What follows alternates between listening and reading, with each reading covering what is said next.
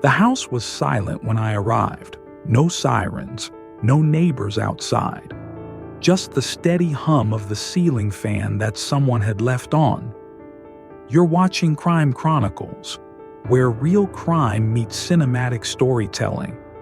Every story we tell leaves behind more questions than answers. It was a Tuesday, August 4th, 2015. I remember the date because it was my daughter's first day of middle school, and I just dropped her off when the call came in. Possible missing persons. Family of 4. Address: 17 Autumn Lane. A quiet street with trimmed hedges and mailboxes that hadn't changed in 30 years. I'd been on the force 17 years by then. Thought I'd seen enough to dull the edges, but I was wrong. The front door was unlocked. Inside, everything looked untouched. Keys still in the bowl, shoes lined up by the door, a coffee mug half full on the kitchen counter, still warm. But no one was home. No sign of forced entry, no struggle, just an eerie stillness, like the house itself was holding its breath. I walked through the living room first, then the dining room. Family photos lined the walls, birthdays, Christmas mornings, smiles frozen in time. There was a family: Aaron Westbrook, 42, his wife, Dana, their 2 kids, Lily, age 9, Liam, age 6. They'd lived here 5 years, no police record, stable jobs, nothing out of the ordinary, until now. The boy's room was upstairs, decorated in rockets and planets. On his small desk, there was a single sheet of paper, a drawing, 4 stick figures, holding hands in front of a house, and one more, smaller, standing apart, scribbled over in black crayon. Below it, in shaky handwriting, just 2 words: "Not Mom." That's when I knew. This wasn't a disappearance. This was a message. I radioed for backup, then walked the perimeter again, this time slower, noticing what I didn't the first time. No mail in the box for 3 days. Trash bins were empty, but the neighbors weren't. A cat bowl on the back porch, food untouched, water dish bone dry. But the part that stuck with me most: in the garage, a calendar on the wall, every day of the past month marked with a red X, except for one, August 3rd, drawn over with a shaky black circle. I stood there staring at it, and for the first time in years, I felt cold, not just outside, but inside too, because I'd seen something like this before, years ago. Another house, another family, and that one didn't end well either. Back at the station, the initial sweep came up empty. No signs of financial trouble, no travel records, no evidence that the family had left voluntarily. But there were details, small things, things that didn't fit, like the groceries in the fridge, fresh milk, eggs bought 2 days before. Receipts showed they were picked up by Dana, the mother.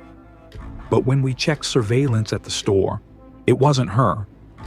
The footage showed a woman about her height, same build, but the face wasn't clear.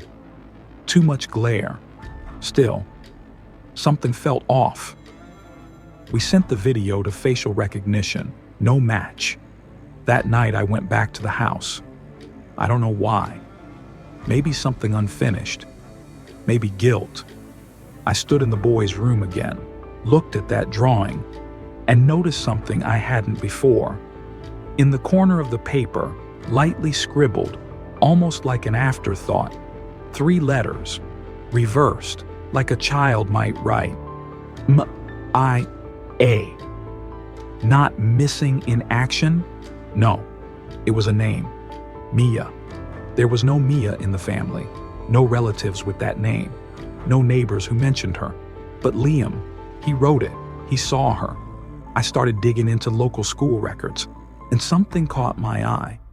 Liam had missed 12 days of school in the past 2 months, all excused with notes from his mother.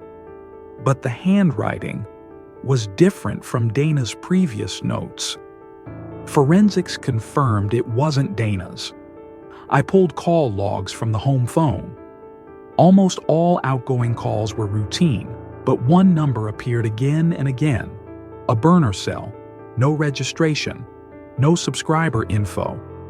We traced its last ping, a signal near an abandoned property 12 miles outside town. Old farmhouse, no electricity, no plumbing.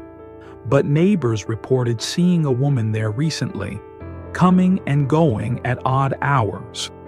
We got a warrant the next morning. And what we found was not what I expected. In the basement, a cot, kids' books stacked in a corner, empty juice boxes, and on the wall, dozens of drawings, stick figures again, but always the same configuration, 4 together, 1 apart, always blacked out, and in every picture, a 5th figure, looming, bigger, hair like Dana's. But the face was always wrong, like Liam was trying to remember, but couldn't quite make it fit. I stood there, in that basement, staring at those walls. And for the second time in this case, I realized something I didn't want to admit. Whatever happened to that family? It didn't start that week. It had been building for months, maybe years, and someone had been watching them, living among them, pretending to be her. We sent the drawings to a child psychologist.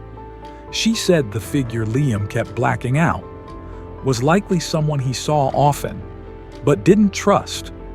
Not a stranger, but someone close.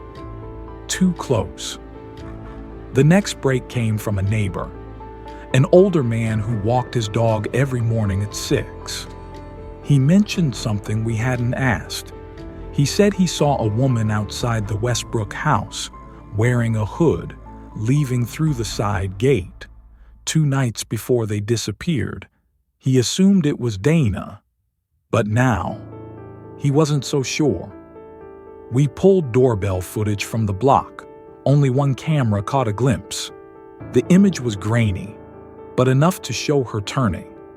And in that frozen frame, we saw her face, not Dana's, but someone who looked just enough like her, until you looked at the eyes. They were too wide, too still. We ran the image through the database again. This time, not for ID, but for pattern.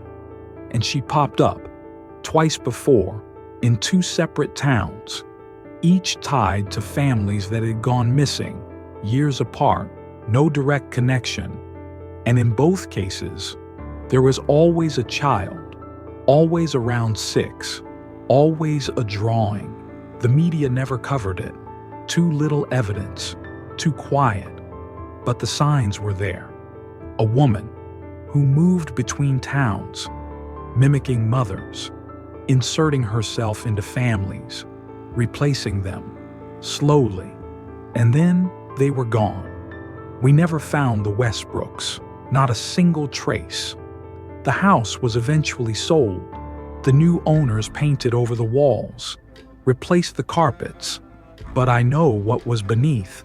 Sometimes I go back, not inside, just across the street, sit in my car, watch the house, and I think about Liam, about what he saw, what he knew, and how he tried to warn us the only way he could, with a drawing, a black crayon, and 2 words, not Mom.